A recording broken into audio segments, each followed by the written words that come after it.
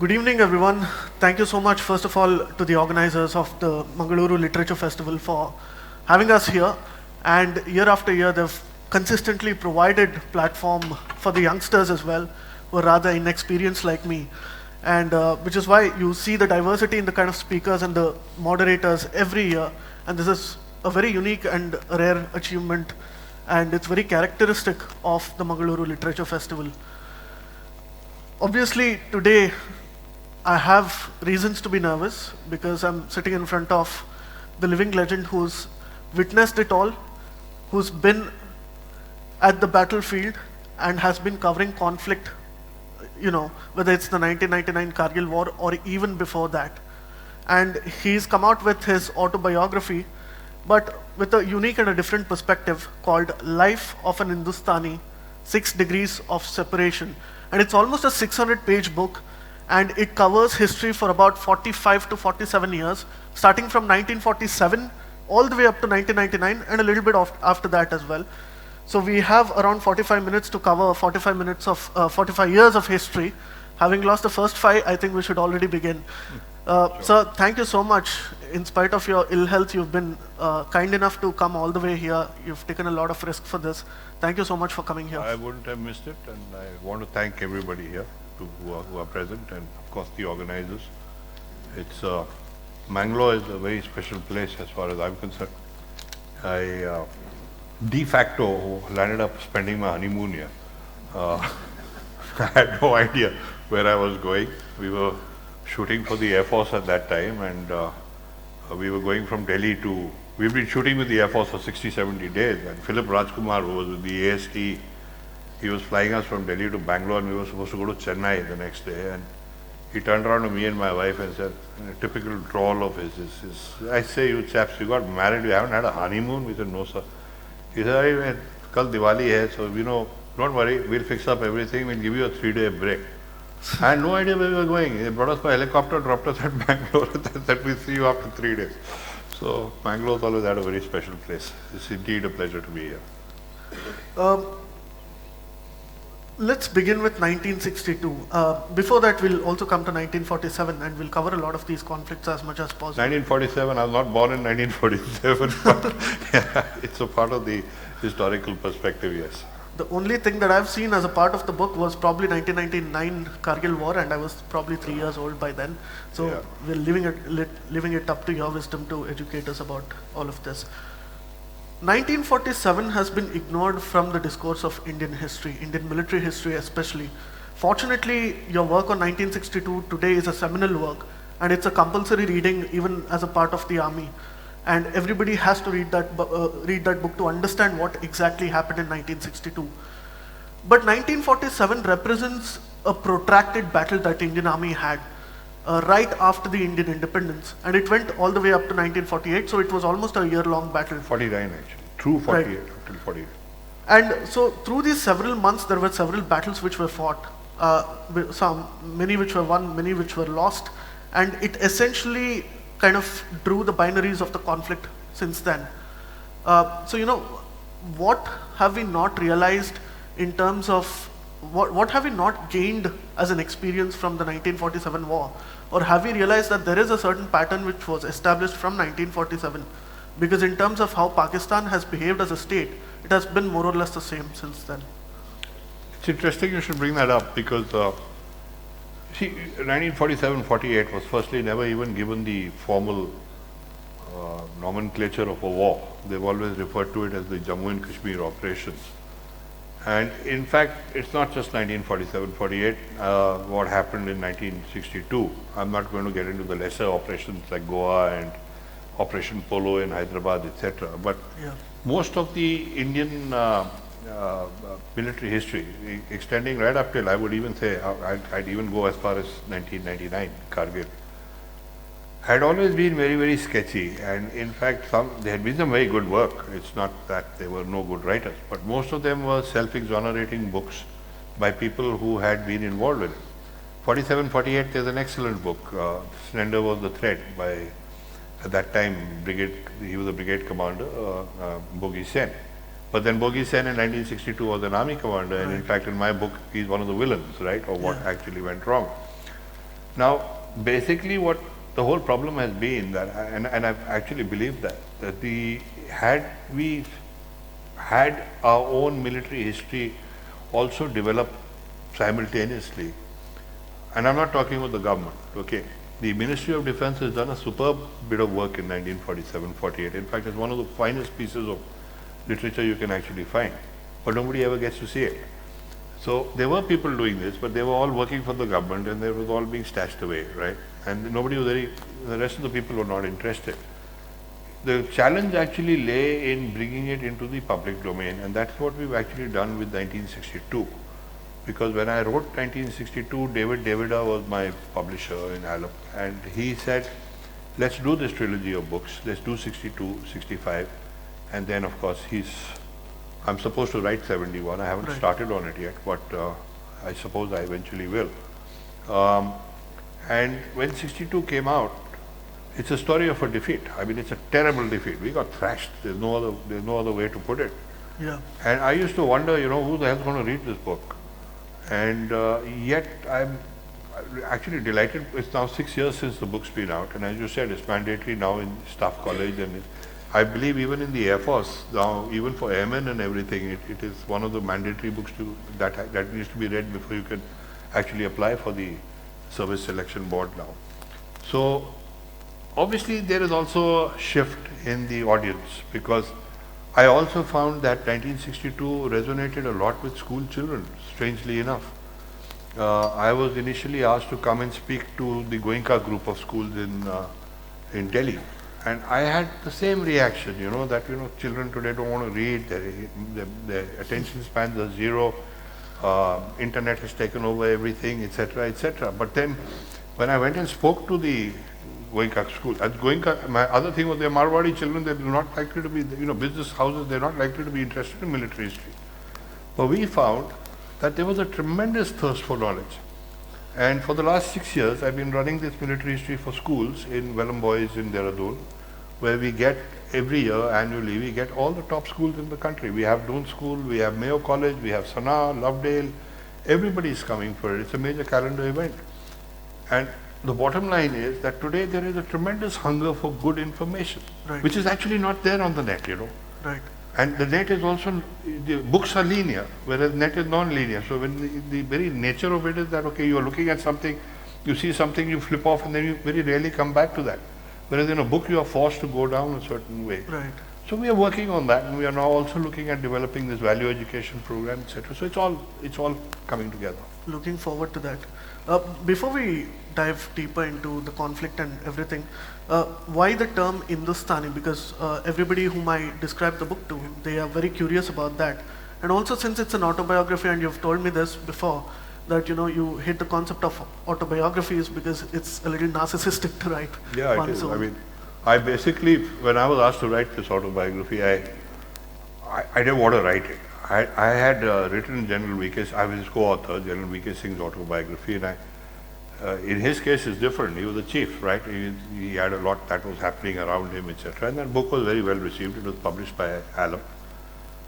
But when somebody turned around, when these guys, the Blue One Ink, Anirudh and Pankaj came to me and said, why don't you write an autobiography? I said, no, because I basically believe that autobiographies by their very nature are ego trips. And either that, or it is a high puti kismat kahani, I'm either from a minority or where I would have been this if I hadn't been that. So I didn't really want to do it. But then I started thinking about it, and then we said, okay, once had a tremendous life. I've been born with a lucky star over my head. And I've been involved in a lot of things that have happened, especially in the 80s and stuff. I don't see myself as a journalist. I was a journalist for a very, very short period. Right. After my Tiger Tops in Ladakh days, I was with India Today briefly for a year and a half with the Associated Press.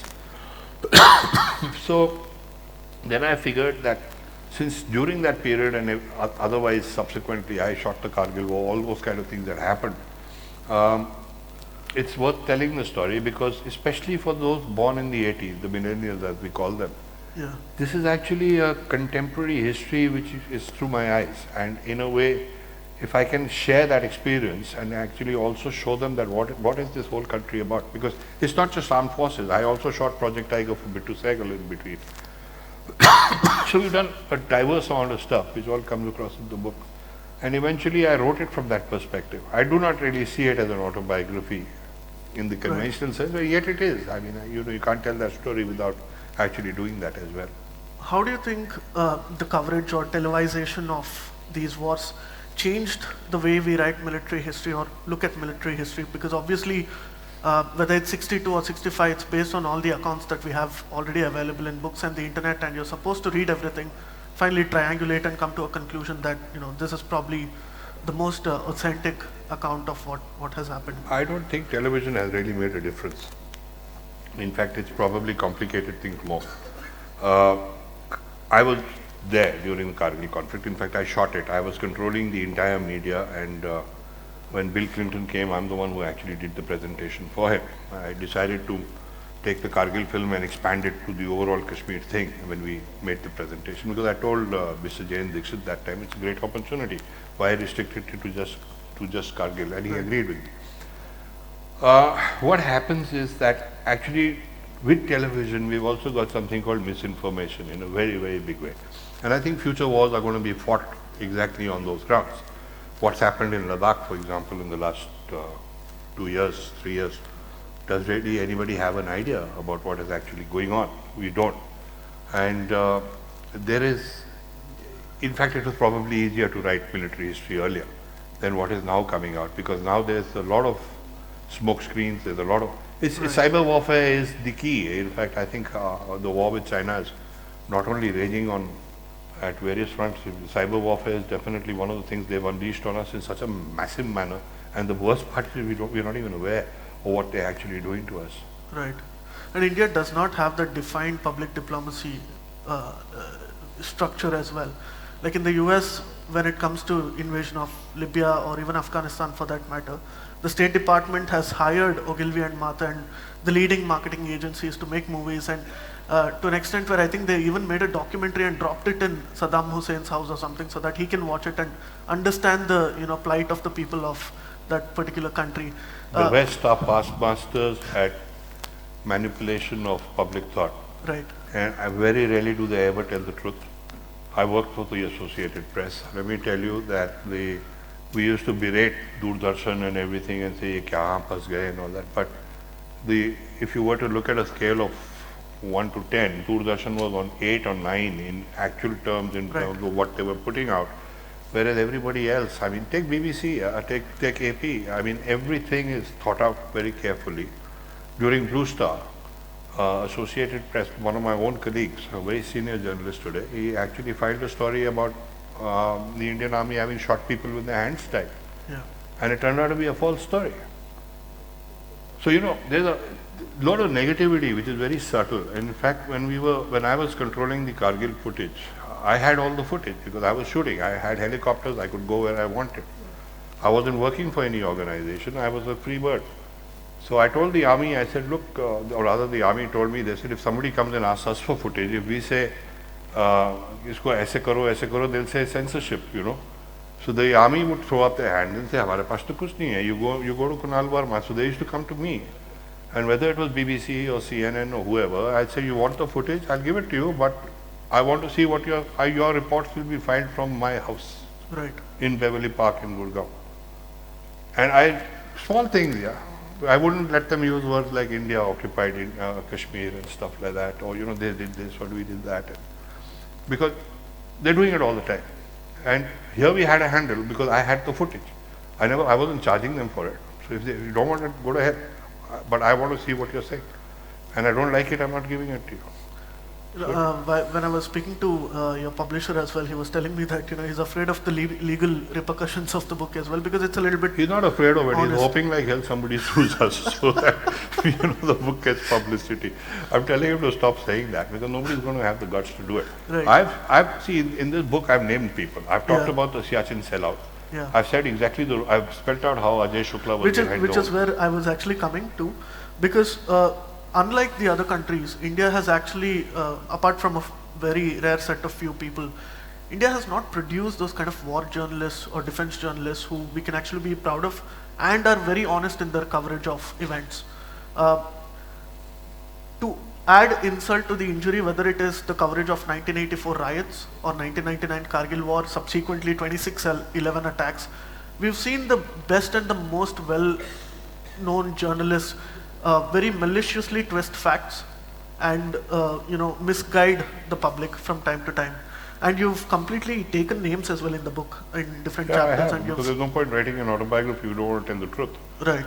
And, well, I can, in fact, Mr. Bibek Debroy, who was the advisor to the Prime Minister, he and General VK were for the launch in Delhi, and Mr. Vivek Debroy is the one who said that, you can expect a lot of lawsuits. I said, well, I told him, I said, I'd really like to see if they've got the guts.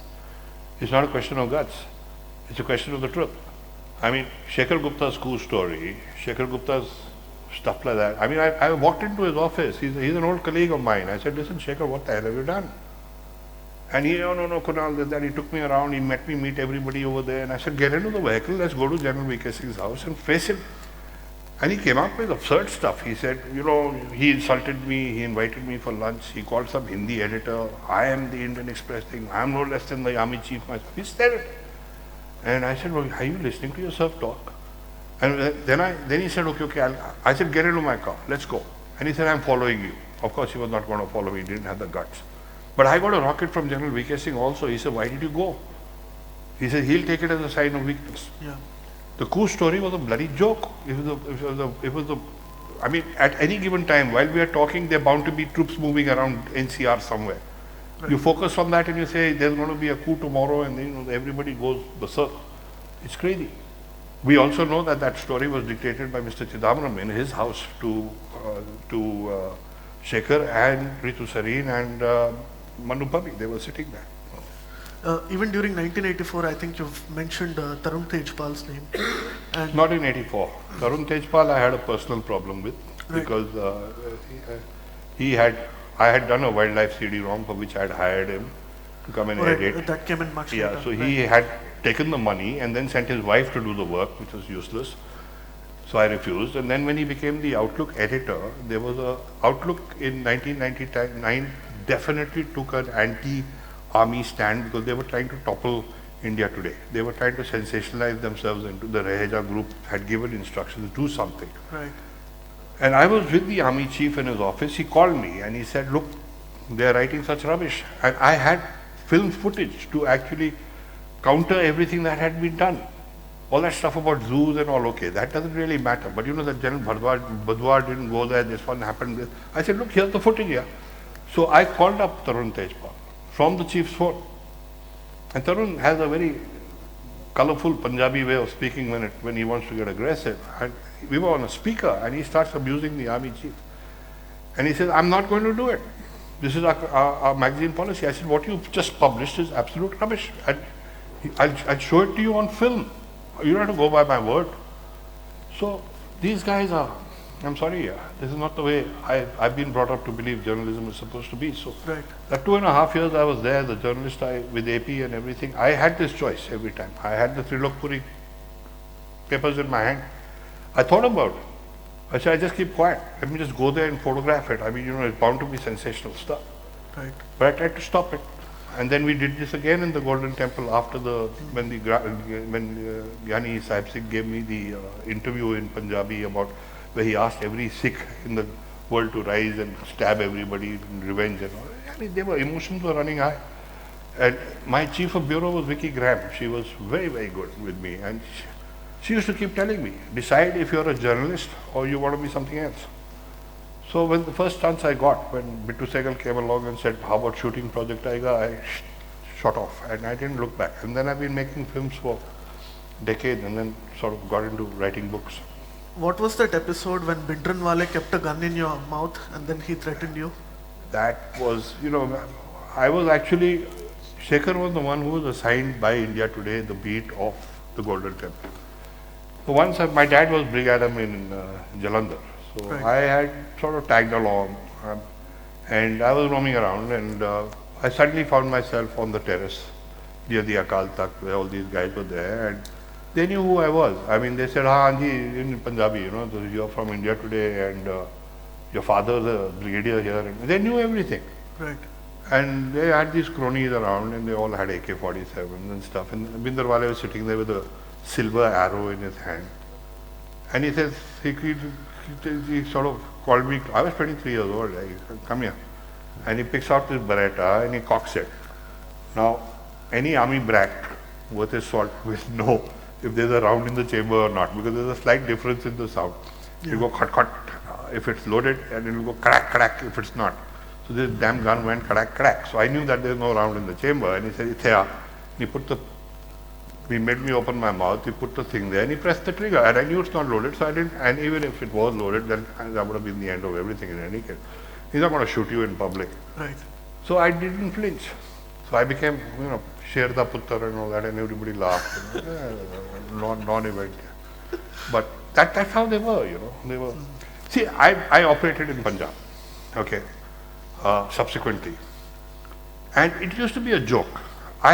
I've operated with the Hizbul Mujahideen in Kashmir. I infiltrated with them. In fact, Nalapat sitting here, and we wrote that whole series, and we started that series with that 5 days I spent with the Hizbul Mujahideen. This came out in the Sunday Guardian. And I've operated with them, I've operated with the Khalistanis, I've operated with these guys, and I tell you, I've not seen a single guy driven by religion. Right. It's all youngsters. You give them a gun, and you suddenly if I'm 24 years old and somebody comes to me and says, "Ji, wo meri voti de naal bhag gaya," which means he's run away with my wife, and I say, "Chop off his hand." You're like little kings here. You know you're going to get killed by the police. You're having a great time while you're alive. And it's all about women. It's all about women. How many women they can pick up, what they can do, and stuff like that. And, I mean, 85 was a joke. I mean, I remember going to Batala. And I was on assignment, and we used to be picked up at the airport by the Babar Khalsa. They used to send a gadi for us, and they'd say, "Dasuji, kennu chakna hai." If they want publicity, you say, "I want that guy shot," they'll shoot him. There's no problem. So when I came, this guy in Batala, the local fellow, suddenly said, "I'm short of cash." So, okay. So I thought he's going to go. Yeah, I was pretty naive. I thought he'll go and he'll give a check and he'll take a selfie. He walked into this branch, and there was this Mr. Mehta, who was the branch manager, and he said, "What an honor to have you." And all these young Sardars with little hair coming out of that shit. And they come and they put the AK-47 on the table, and he says, "The menu 40,000 rupees chahiye. I want 40,000 bucks." And Mehta says, "No, ji, you cannot insult me like this. 40,000 is nothing." So he calls his sidekick and he says, "Count out 3 lakhs and give it to him." It's such a honor. And he's asking us, "Kya piyoge, thanda? Or you'll have a hot drink or a cold drink," and all that going on. And I'm sitting there like an idiot, not quite realizing there's a bank robbery going on. And in between all this guy says, he packs the money, gives it to him. He doesn't, of course, he will not touch it. His sidekicks pick it up. Much handshaking and thumping people on the back, and we left. And next day it was all over the newspapers how the State Bank of Patiala had been robbed of 12 lakhs here. So those guys had fudged their whole thing and added another 9 lakhs to the whole thing. There's an economic tamasha going on here. And everybody gets that. Everybody was in the loop here. Even Kashmir, I mean, come on. Right. You've got 500,000 men deployed there. It's an economic bonanza for everybody. The politicians are not interested in sorting it out. Nobody is interested in sorting things out because it suits everybody. Yeah. We spoke about, attacks on the army as an institution, whether it's through the power of press or through political pressure in the past that's happened. This reminds me of the 1962 events and the events leading up to it, because essentially, in your perspective, what you've said is that the failure of the 1962 was not just a political one, because essentially Nehru is the keyword which is usually thrown around here, but it was the disregard of the services and the services structure. A lot of senior men who served in World War II were ignored completely. A lot of young men were brought in who had absolutely no experience with conflict whatsoever, and there was a lot of politics played around that time. So, in your words, how would you summarize the events of 1962? Because obviously, it's not just about Sardar Patel's letter, but multiple intelligence inputs diplomatic corps. Everybody had suggested that this would eventually happen, and I think 9 years ago it was also particularly No, there suggested. were exercises, and General Thorat has predicted the date of the attack is 1961 in March. General Kalwan Singh Committee in 1953 said the Chinese will attack us 9 years later. But here it's not just the army, okay? Though the army is the main key, as far as I'm concerned, my entire focus is there. I've always said this, and actually that institutional integrity is the key. Whether it's the police, whether it's the armed forces.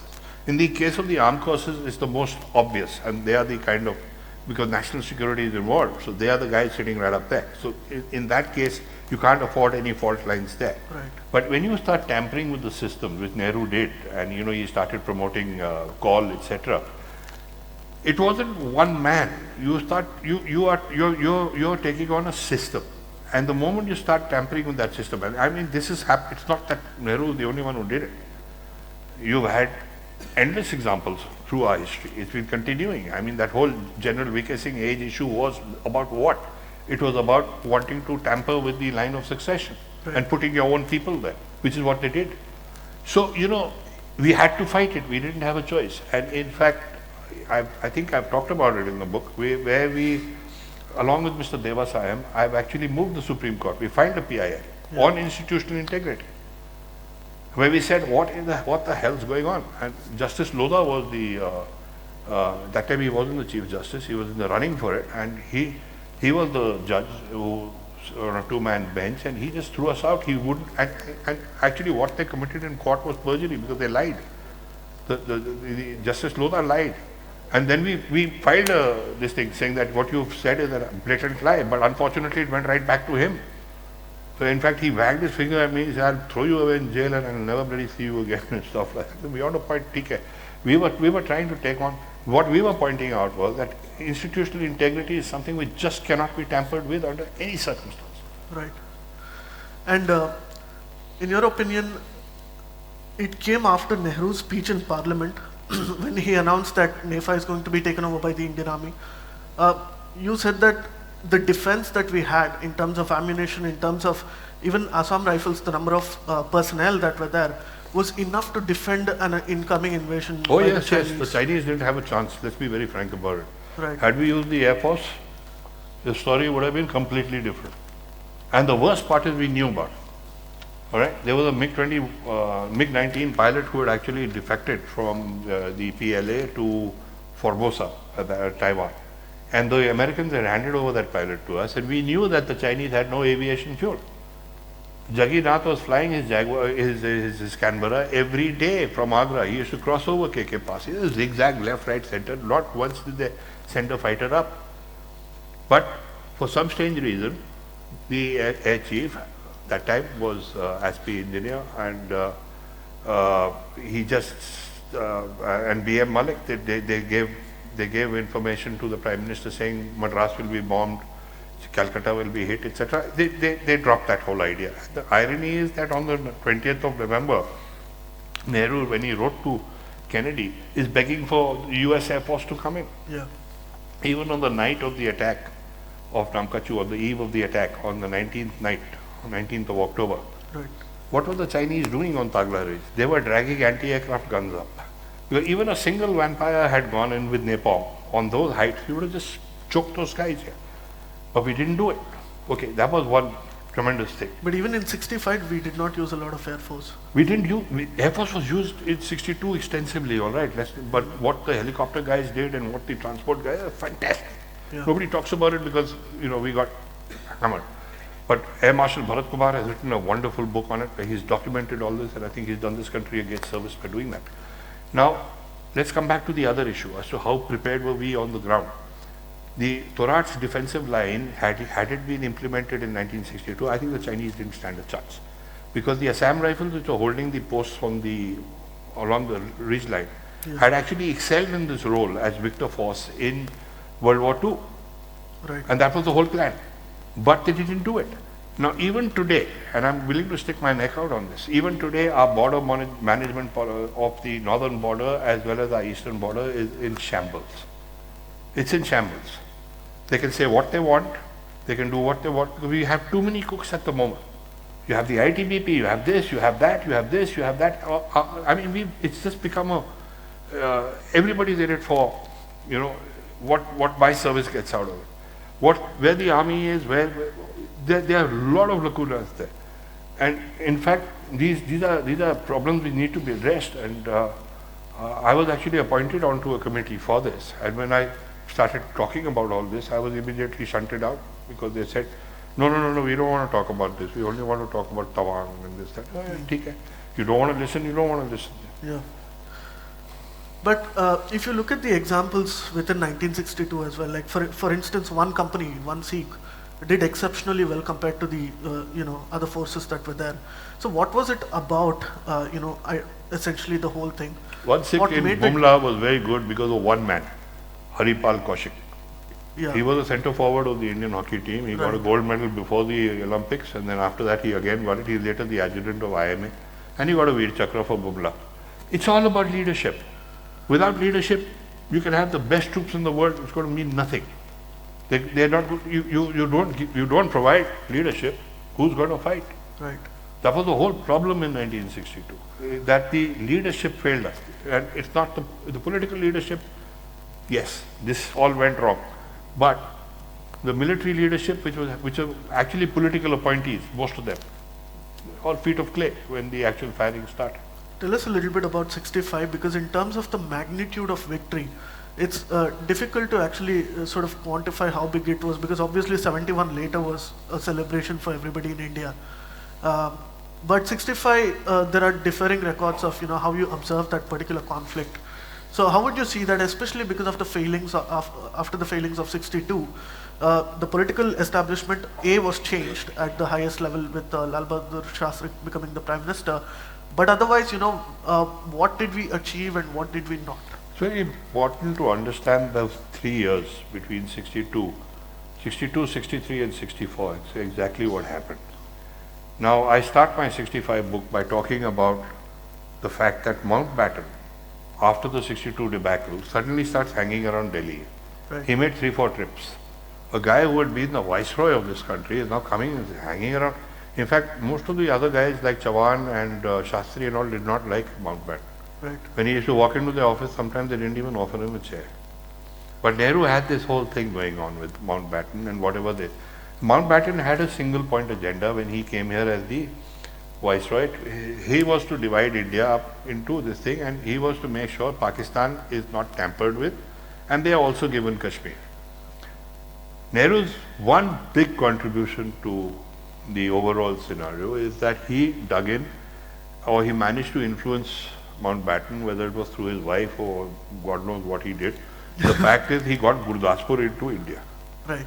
That gave us a footing into the Banial Pass, and so the way things subsequently happened in 47, 48. Yeah. Now, when Mountbatten went back to England, he got it from Churchill. Churchill is the man who's behind this entire partitioning and everything. And in fact, in my earlier book, Long Road to Siachen, I've actually said so, that Jinnah was recruited by Churchill in the 1930s. In fact, his secretary was his handler. Okay, and the vice chancellor of the Karachi University actually ratified what I had said. So there's enough evidence to that effect. Now, what happened was that the entire thing, that as far as Nehru was concerned, was that when Mountbatten came back, he was sent back, and he said, "You go and rectify what you've done." So he comes back and tells Nehru that you're on your knees. The only way you can get your image back is to become this unfinished business of Kashmir. Right. And suddenly, Sheikh Abdullah is released. He's hobnobbing with Ayub Khan over there. And the worst part is, and I've seen these maps, they actually were willing to give back the valley to Pakistan. The Sharan Singh committee is actually gone in 1963. They were going to have that meeting that day, but then another very greedy individual on the Pakistani side overplayed his hand, which was Zulfikar Ali Bhutto. And they announced, Pakistan radio on that morning during breakfast announced that they were ceding the Shashkam Valley. So those talks fell through. Otherwise, Kashmir was gone. And then in 1964, thank God, I mean, I'm saying this from a purely military point of view. There's a lot of, I've always said, you can't just paint any individual with a black brush, even in the case of Nehru. There was white, there was black, and there was grey. Yeah. But the best thing that would have happened to India in 1964 was that he actually moved out of the scene. Moved out meaning he passed away. And a diminutive man called, and I was going to say Ravi Shastri for a moment, but Lal Bahadur Shastri stepped in. Right. And he had guts. And he had just one point agenda. He says, if they hit you here, you hit them there. But he was also very badly let down by the army chief at that time, who was an absolute, he talked a lot, he was very good, but he really let us down. And there were a lot of other things which have happened, which is all documented in the 65 book in great detail as to what happened. And unfortunately, what has also happened is that General Chaudhary was completely at loggerheads with Harbaksh Singh. Okay. Now, Harbaksh, to make himself into a hero, has completely rubbished that guy. So again, 65 history was a complete muddle. If you see the official history of 65, they have lifted from Harbaksh's book, Harbaksh has lifted from their book. So it's a kind of a mutual society, both tapping each other on the back. Right. I've come in and I've said, this is what happened in 65, this is how it happened, this is how it happened.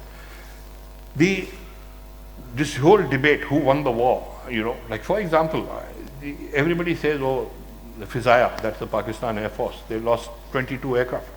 Indian Air Force lost 75, which is true. But most of our casualties were on the ground. But in the air-to-air combat, the little Nat and the Hunter pilots completely outfought the F-86. Right. And that's what completely knocked the swagger out of Pakistan. And there were a lot of other things which were there in 1965, which all comes out when you actually start studying that entire war and you put it out as a comprehensive thing, as I have in the Western Sunrise. And I mean, a lot of people now, especially who study military history, say that first time in their life they're actually understanding what 62 and 65 was all about. So in a way it's good.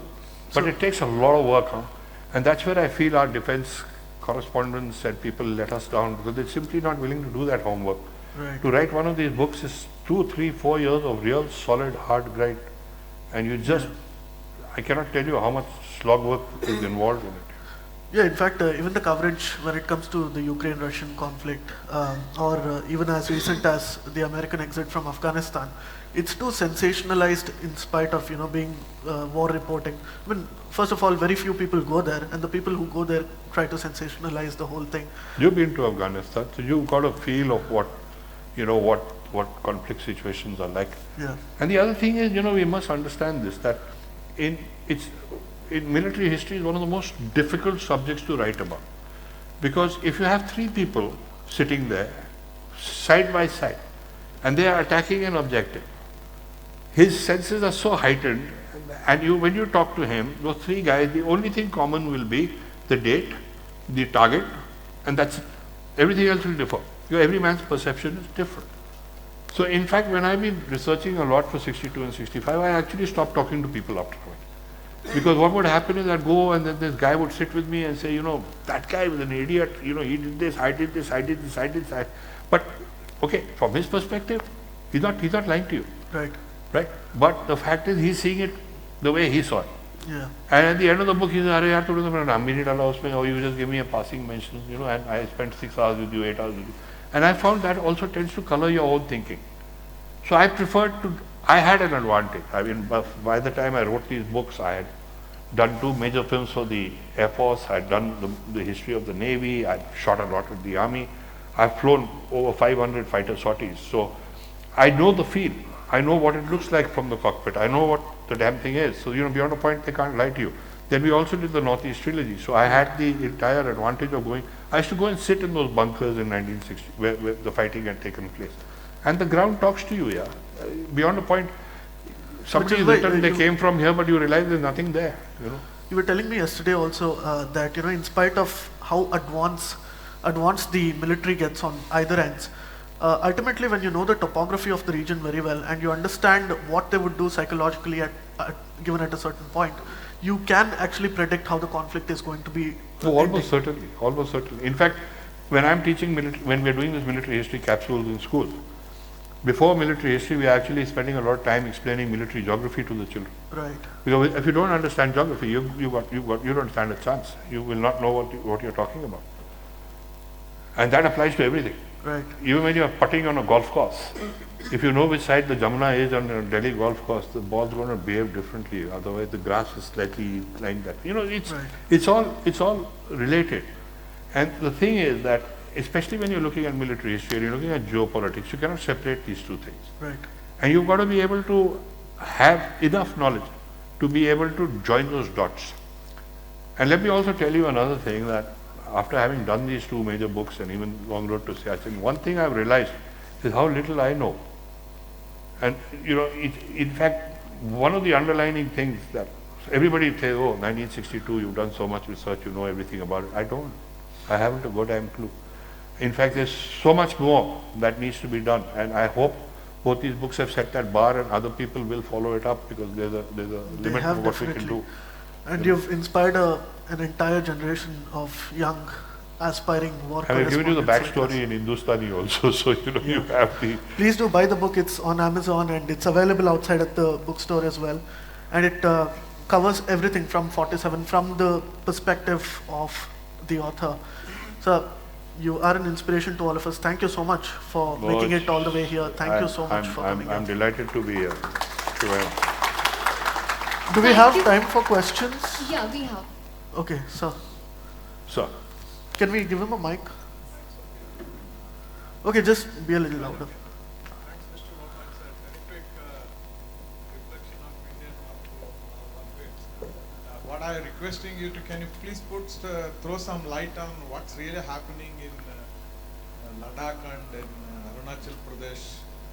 Because we hear many stories, but I think you are the right man to get your objective picture. What's happening really there? Can you please share something? How do we sift through the misinformation? I basically have, I alluded to it earlier, that there's so much misinformation at the moment that it's very difficult to actually pin out what's happening. But of course, one does talk to a lot of people. The situation in Ladakh needs to be seen in the overall context of what the Chinese are actually trying to do. They have been trying to destabilize. This whole border will never get solved, because the Chinese believe that there cannot be two tigers on a hill. And for them, it's very easy. You see, again, let's go back to military geography.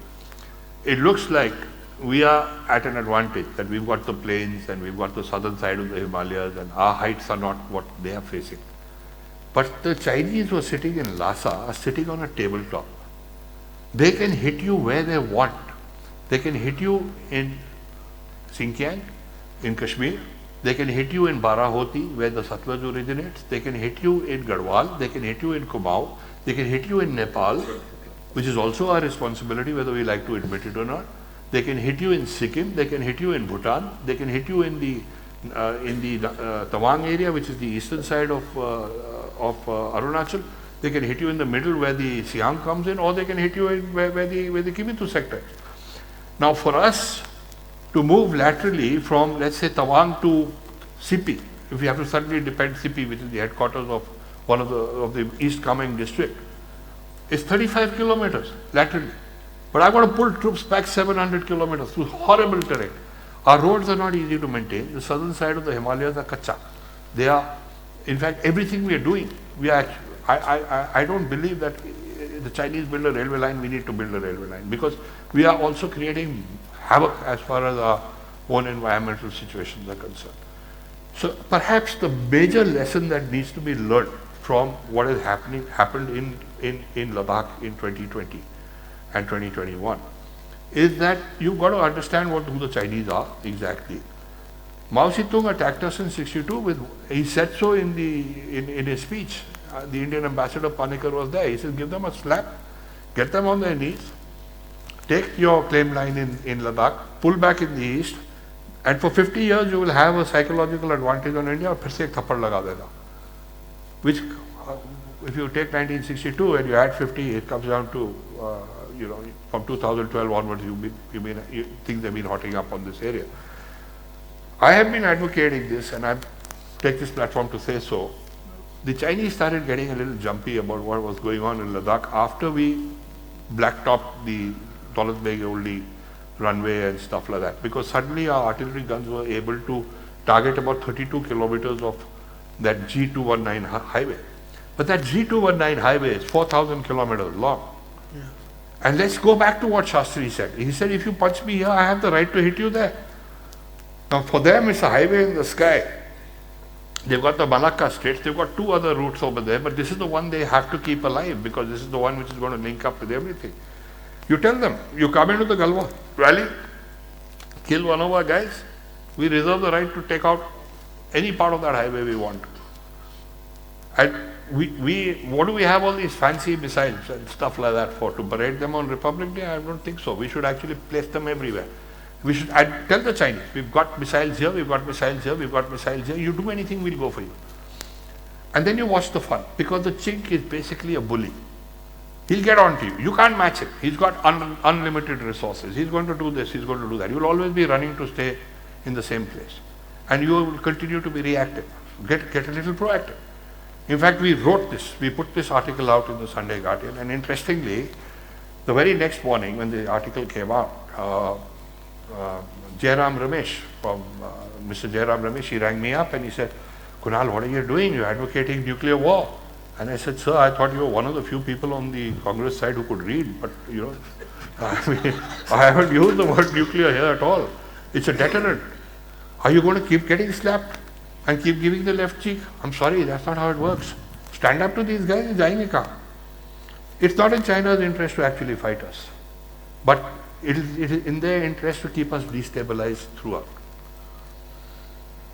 Thank you. So, last one, and then we'll take the questions outside. You made a very pointed reference to having our missiles placed at strategic locations, and also about the fact that how China can hit us at so many places to their Lhasa airfield. So is BrahMos the answer to all this, or how can we actually make use of these missiles that we have? We definitely have, one of our strengths is our missile technology. I wasn't talking about Lhasa airfield. I was saying the Chinese are sitting in an area where they can push troops and divisions into any direction. They have limitations. They have major problems. Their airfields are also at 17,000, 18,000 feet. They have payload capacities. The Indian Air Force is a very, very good fighting force. We have not exactly been sleeping on our butts for the years that are there. We've got Air Marshal Manmohan Singh here. He can add to what I'm saying.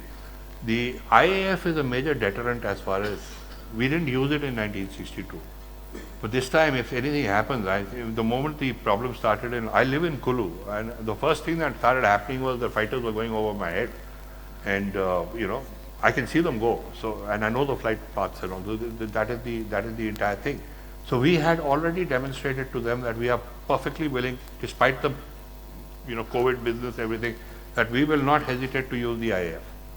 The IAF is a game changer to a great extent. They may have numbers, they may have this, they may have that. The BrahMos by itself is obviously a very, very good missile system, but the missiles also have different capabilities and different types of things. It's like artillery guns. I mean, so you deploy them as per the capability that you require to do. The BrahMos eventually is your nuclear carrying thing to hit Peking if it comes to that. But that is the final ultimate in the whole game of deterrence. But what I'm talking about is strategic deterrence. You say, we'll take you out here. फिर देखो क्या होता है? Are you going to keep playing their game, or are you going to play the game the way you want to play it? It's as simple as that. And it's an evolving thing. I mean, it's not that you care. Today I made this statement, so you have to keep abreast, you have to keep pushing. And you have to make very, very sure that as far as Fortress India is concerned, there are no fault lines. We have to stop talking about Hindu divides and Muslim divides and Christian divides and all that. We cannot give those cracks, because these guys will come at you from every direction. And if we open the door ourselves, God help us. Thank you so much, sir, for joining us today. That gentleman there was, quick. We've heard that Chinese aggression strategy is salami slicing, but the real deal is in the Indian Ocean. Do you believe that it's true? Yes, it is. The main game is in the Indian Ocean. The destabilization is part of that, so that the Indians don't actually, we are a landlocked mentality because of New Delhi. Our Navy is actually the long-term answer. And again, whether it's aircraft carriers or submarines, that's a debate, that is a different thing. But the Indian Ocean is our biggest strength. And the Chinese know that, even if we don't know that. and to keep us from looking there. They'll keep fingering you in the Himalayas so that your attention is there, so you don't look here. But you are right. That is the main battle zone that will eventually be fought. Thank you so much for joining us, sir. Thank He has you. a session tomorrow as well, which will look at the way forward. We've largely covered the history till now, and I think that session is going to focus on, what's the way forward in terms of, how we are dealing with the bullies that are our neighbors. Thank you very much, Sir Sharan, and thank you all for being very patient listeners. Thank you. Thank you for sharing your knowledge and experience with us, sir. Thank you, Sharan, for conducting this session. May I now request Samiksha Shetty, Young Indians Mangalore Chair, to present token of gratitude to our esteemed speakers.